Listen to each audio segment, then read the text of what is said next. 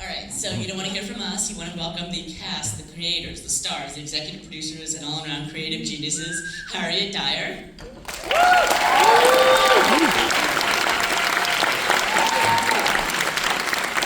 And Patrick Brammall.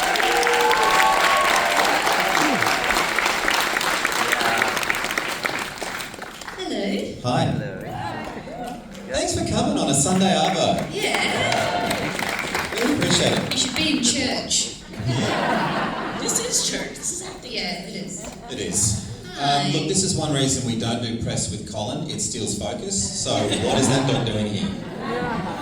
Well, someone once said you shouldn't work with children or dogs. I agree. This is exactly what happens. Paddy shows both. Zing. Not that young. Hi. Well, first of all, congratulations on the success of season 1. Thank you very Thank much. you. Thank you. I feel far from you. Can I move a bit closer? You do feel I feel far. far. Does it look far?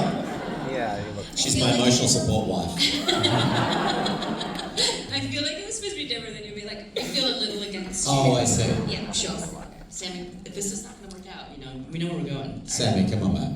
All right. This is Where's he mine. going? Where's he going? We're good. Okay, we're good. Do you want me to hold your iPad? No, I got it. Okay, we're good. Okay. I got this. We can take turns with Sammy as well. I'm very happy. I don't think he'll let you. Probably not. Probably not. Sid, hey.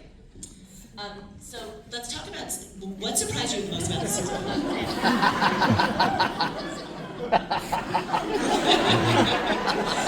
Why do I feel like we're going to be in an episode of season 3? This is all good stuff for season 3.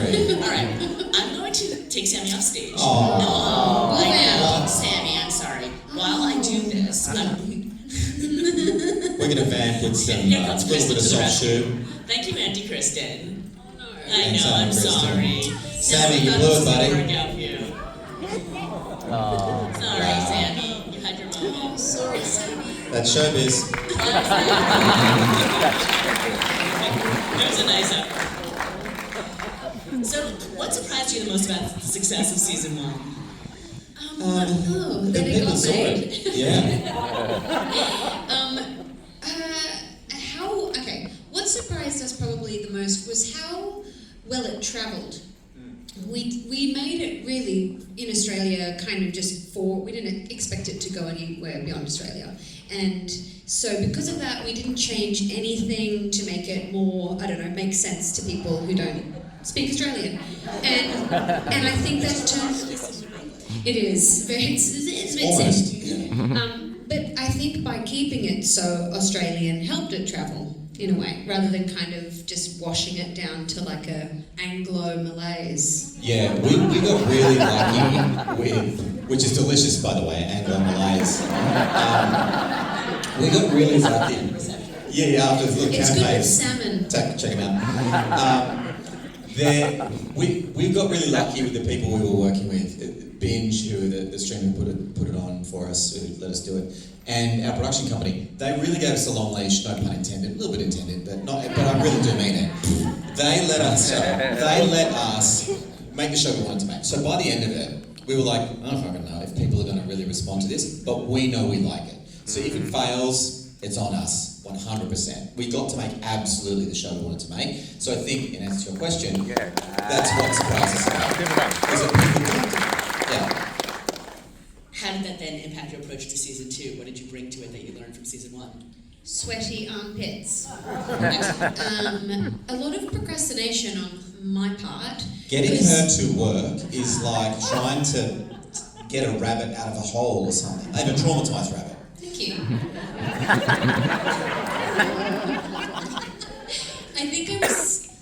Deb, I think I was scared. I was a little scared because people liked it, and then there's that difficult second album pressure, isn't there? Yeah. But then also we realised that we made this world, and now all we had to do was set everyone up and they could play in it. It already was established, so it actually was a lot easier and more fun. Writing season 2 turned out to be some of the best days at Wolof. Yeah, it was joyful. We got to plug back into it and go, oh, we love this world. And now that, because when we wrote season 1, it was like we wrote stuff to make us laugh and feel things, but we didn't have humans yet attached to those character voices. Yeah. And to see how amazing our ensemble was in the first season, we were, we just can't wait to give those people things to do and predicaments to put them in as well, because we know how they're going to run with them. Yeah. Yeah. Were there specific themes you wanted to get into season 2? No, not necessarily. What we wanted to keep trying to do, and I think we did even more in season 2, is not be really on any side of any argument, even just an argument between Gordon and Ashley. It's kind of 50-50. Especially They're both wrong and right all the time. But then I feel like we've done a good job of kind of commenting on political stuff, even though we know our stance. Some people on the other side might be like, oh, they're not laughing at us, but we kind of are. But I feel like we've tried to not please anyone. You know, everyone's the butt of a joke all the time. If it's funny and it's real, it's in. And there's a lot of comedy to mind. So season 1 was like, it turned out, we didn't really mean for it to be this way, but the first season turned out to be really like a rom-com.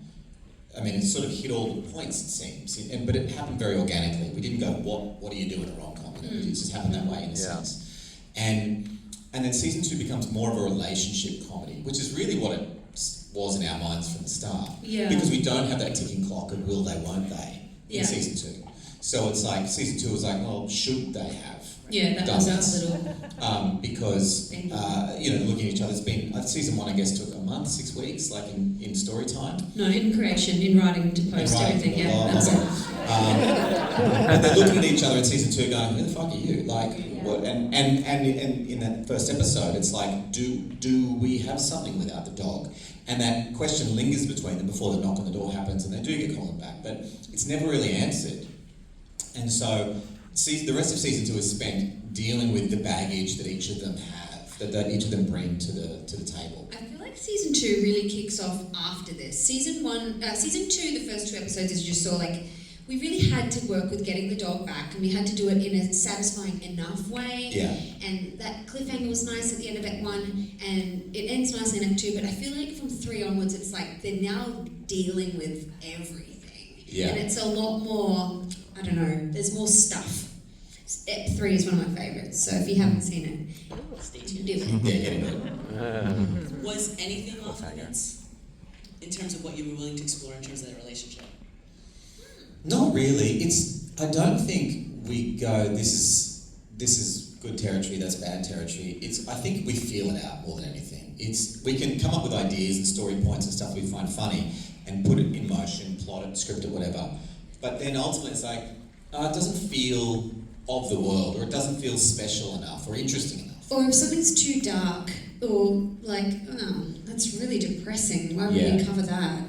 Honestly, I think that would be it. I mean, we do cover a few darker, sadder things in this season, for sure. Yeah. But yeah, if it makes you watch it, you go, yuck, people, forever. Then we didn't put that. Yeah. There's enough of that. The whole point of us doing this is like, it's about embracing the chaos of life and the joy of that, because it's silly and we shouldn't take it too seriously, even though it means so much, obviously. We're all very silly. Yeah. And I think the comedies that we love are the things that make us feel that way, make us feel connected to each other through our stupidity and our flaws and the things that we keep trying to do but we keep getting wrong. And like the randomness of life. Yeah, that stuff. yeah. So that's what makes us laugh, and so that's kind of the territory we tend to get into. But I would also imagine, as the writers, and given that you're a real life couple as well, what do you want? What's safe in your personal life that you're willing to bring to the screen? Yeah. Well... And this could be a therapy session here right now. You know, just people listening. Welcome. Well, for instance, like, and I enjoyed doing this, but in Act 4 we bring up pornography, and Patty has never watched it. Never.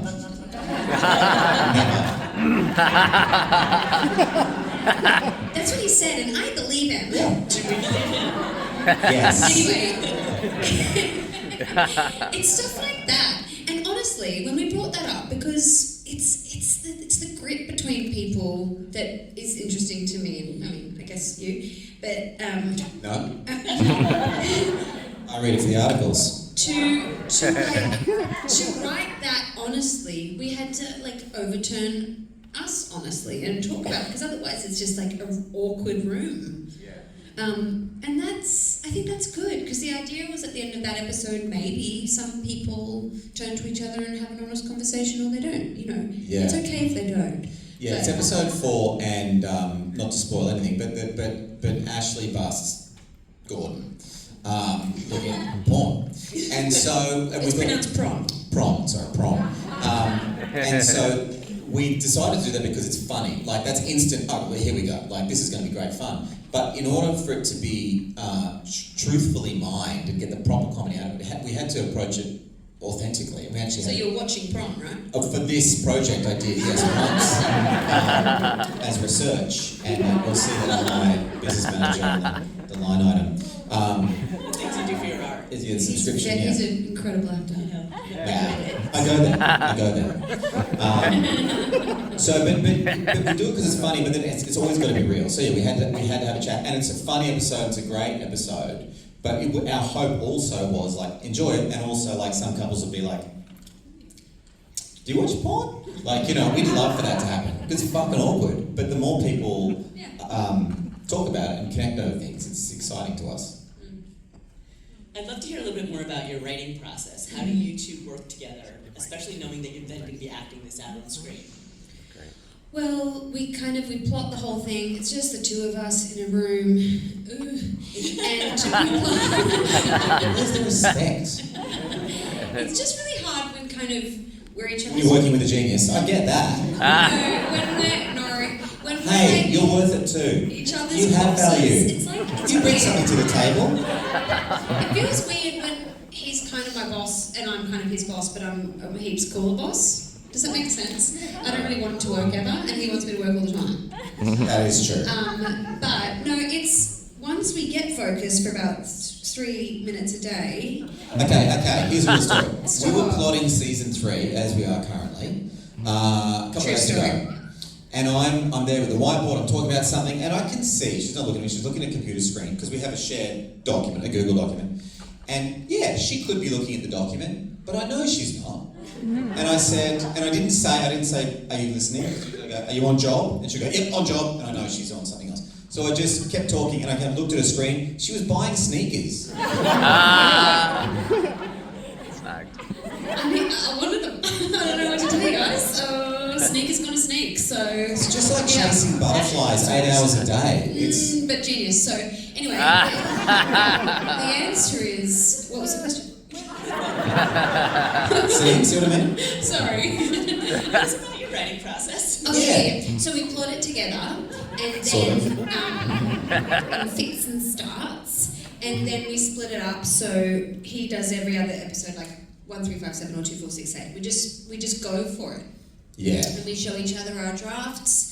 And season 1 was a lot more like we literally just would pass the computer and work on each other's, and season 2 was a bit more like give me the notes and I'll think about it. And season 3 will probably be that as well, because I don't know. Actually, I don't know. Yeah, we Maybe a mix. Yeah, we conceived of the whole thing together in quite some detail, and then we couldn't physically be there writing a scene together. We'd never get anything written. So we take our episodes away, and we're responsible for that episode. But there's plenty of cross-pollination between the episodes. And Yeah, or like one of us will write a scene and it didn't fit in our episode, so Yeah. we give it to the other person. yeah, for instance, in this one, Lee and Linnell were in episode 1 with the tennis thing, and That icy pole, red wine, that was all Paddy, even Yeah. though it's my episode. Yeah. Because he wrote that for Ep1. yeah, and there just wasn't enough room in Ep 1 to get it out satisfyingly, so we put him in episode 2. God, I love them. They're so good. It's a pretty great ensemble. Yeah. Do you ever argue about a note? About a note with each, like Yes, notes for each other yeah, to each other. argue. I don't think so. Not really. I think the success of any of this, making any kind of creative endeavour, requires a creative tension. And because we're doing it together, we've got an inbuilt creative tension. Like we kind of censor each other, we filter each other's stuff, and we understand each other's sensibilities well enough and trust each other's sensibilities well enough to go, yeah. But if one of us feels strongly about something, we'll go, no, I really think so, and the other one will yield. We never Generally had speaking. like a full Barney writing, ever. No. It'd be more like on set, because we're tired and we feel like we're breaking it or something. Yeah. Yeah, it's like one fight a But season. not in the writing. We're still fresh, the ideas are good, everything's Yeah. going to work out. And if it doesn't work on the set, it'll work in the edit. You know, The edit is a bloodbath. There's so many places to point it to in the writing. The edit is gloves are off. That's where the fights happen. Kind of, because we're so tired, because we've been working on this thing every day, and we're sitting next to each other, eating so many snacks, and watching each other and being ourselves. It's just too much of us. It's like we need like a marriage counsellor to sit right in the middle of the edit and say that we're doing great jobs. Doing a great job. Thank you, Dana. Thank you. That's a good one. Really like that second season. We're fine. Obviously, the writing is all brilliant, but then what happens when you get on set? How much do you let each other improv? It's quite a bit. I mean, we generally do it as scripted, and then if people have ideas, we do like a fun run. But there's like a healthy disrespect for our own scripts, though, so we can throw them around a bit. Yeah. But the other actors, bless them, they learn their lines. Yeah. We do not. And we approximate our lines, and they're usually pretty on. But because we wrote them, we're like, I know that kind of. bullshit. Okay, fine, let's go. But generally, we'll leave. You know, if the line doesn't feel right in one of the actors' mouths, or someone's got a better idea, or oftentimes we will use in the edit an idea that happened on the day because it's got that electricity about it, and as long as it doesn't, you never want to prioritise a joke over a story. You never want to do a joke, no matter how good, if it destroys the reality of that character. Like, he wouldn't really do that, but it's funny. Like, we never do that. So we try and keep it as rough and loose as we can, but it's basically on script. Yeah. Do you find it challenging being a writer or an actor? Like, which is harder for you? Or is it harder doing both together? I think writing's harder. Yeah, writing's harder, for sure, because it's an act of pure creation. Like, in a way, the highs are kind of higher, actually, but it's much harder to conjure something out of nothing. And acting's more of a team sport, isn't it? Because even your costume, you didn't make that. Like, hair and makeup, the lights, like everything, everyone's coming together, and you're in a team. Yeah. Whereas writing is like, this is me. Yeah. Disgusting, isn't it? Pathetic. Do you feel you've learned anything as an actor that you will bring to other projects when you go to work on other projects now? Having been your own writer? I've learned it more as a producer. For instance, I now know how valuable like those first few seconds and last few seconds of a take are. Because the edit, you're like, don't break right when they say cut, like, because there's cut and there's still a few seconds. And if you need them and they're there, you're like, thank you, actor. So that stuff. Also, don't improvise by singing like a Madonna song. We can never afford that.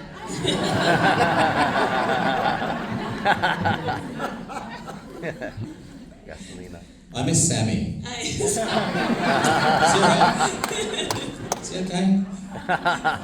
He'll be fine. He's alright? He's doing good, Pat. He's doing alright, isn't he? He's probably enjoying some of that charcuterie backstage. Yeah. Good.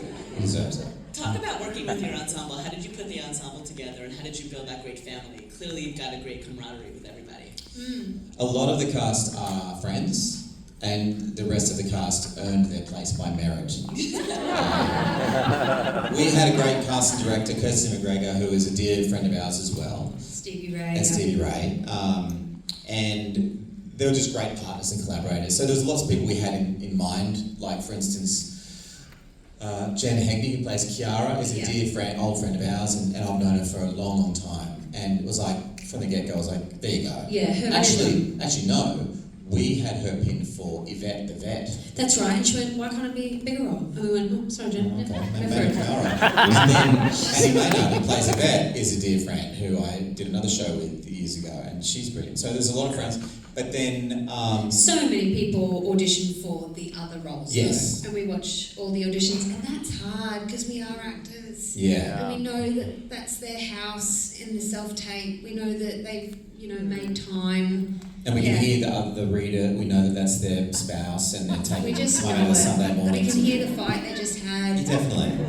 Anyway, it's tricky because we are actors. we want to go, yep, all 12 of you show up on the day and Yeah. you know, one word each. Yeah. But yeah, we just had a really good casting director. But yeah, we have given a lot of mates roles. There's a few Nepo babies in there. For sure. For sure. Sorry.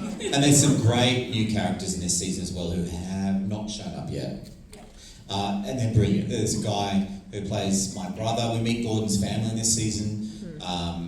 All the family's amazing. And in fact, some of you may know Celeste Barber. You know, she plays my sister-in-law. She's a dear old friend of ours, and she's so fucking good. Yeah, there's some great. And she just texted us until we gave her a role. Oh, she hassled us. She was like, I'll be a sister, because then it can't be diverse. I've got to be white. Yeah.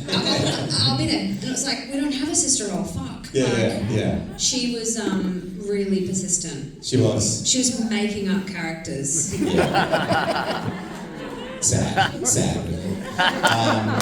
So actually we cast her against type, like, because she's so bright and bubbly and vivacious as a person. We cast her against type, and she's a very good actor. Yeah, so it's a great. bit of a, you know, people won't know that about her, so I can't wait for people to see that as well.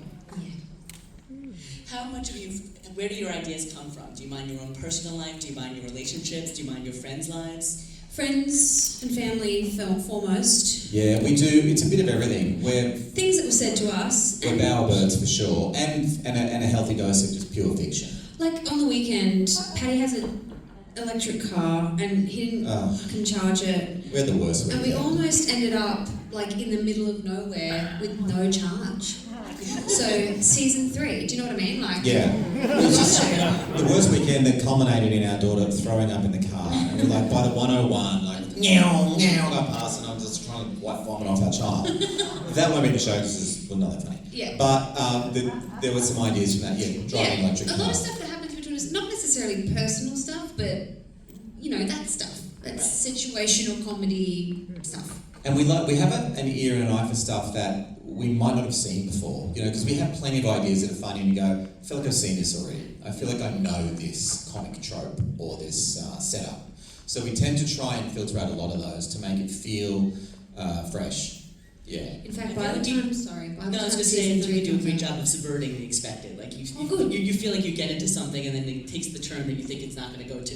Yeah. Oh, that's good. That's nice. Good. I was just thinking by the time season 3 comes out, probably a lot of people have done the electric car thing. Possibly. Anyway. We'll change it on set on the day. No, not at all.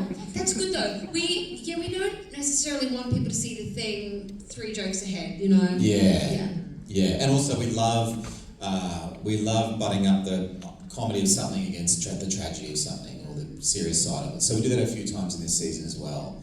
And that's the most kind of satisfying stuff for us to make when we pull it off. And I think for the audience, those are the episodes that people really have been talking about in the second Yeah, season. when people are like, it was so funny and then I was crying. I go, good, that's nice. We did both sides of the masks then, didn't we? Yeah. High art. That's nice. So, that's what people are saying.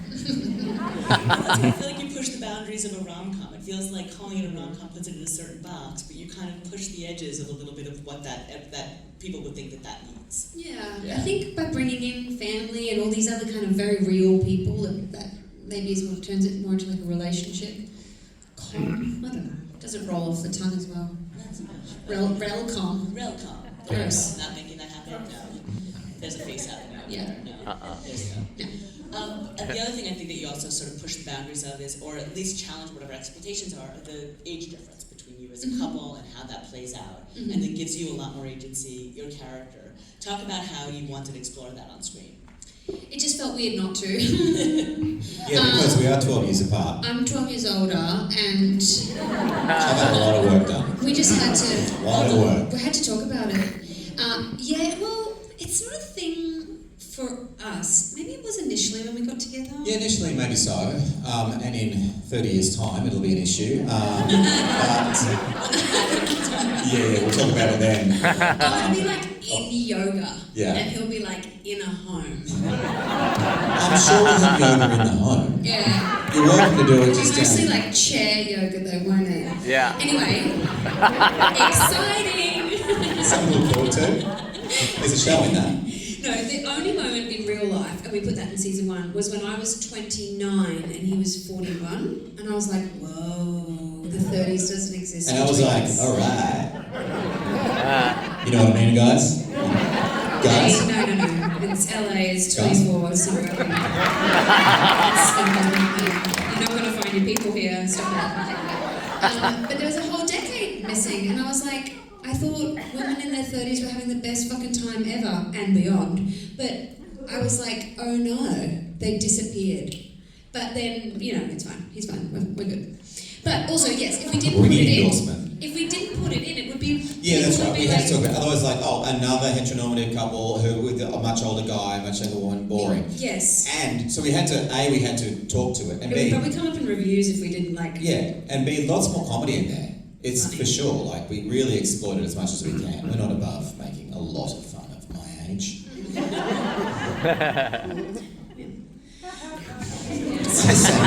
Sammy. Our ages. It's okay, you're good. Thank you. Lovely hair. Wow. So what would you like to tease for the audience? What lays ahead for them for season 2, the rest of season 2? There's so much. It's very exciting. Okay, there's a death. There's a wedding. Whoa. Well, you start with the dark stuff. And I would say there's a baby, but you already saw it. Oh yeah, that's true. Yeah. But there's a death and a wedding. That's So a you thing. could say one wedding and a funeral. Yeah, there you go. But Pathetic. no, I think we go deeper and funnier, and I think A little bit weirder. yeah, the highs are really high and the lows are really low, and I think it really hits its straps. Yeah. Next step. Act 3 I like, and Yeah. beyond. Yeah, we're really proud of season 2. So We are. enjoy And we it. can't wait for you guys to see it. Honestly, we love Yeah. it so much. As you should be, and we're looking forward to Sammy's cameo in season 3. We'll certainly Good luck have getting to see into his Australia. tape. Yeah. We've got some very strict border security laws. Just ask Johnny Depp. Thank you both so much. Thank you guys. Thank you.